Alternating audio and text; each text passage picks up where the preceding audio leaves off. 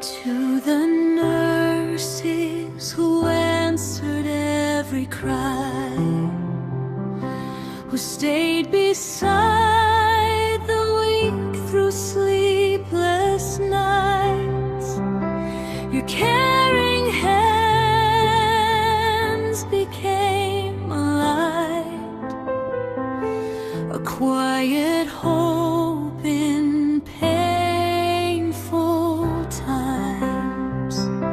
Though heaven has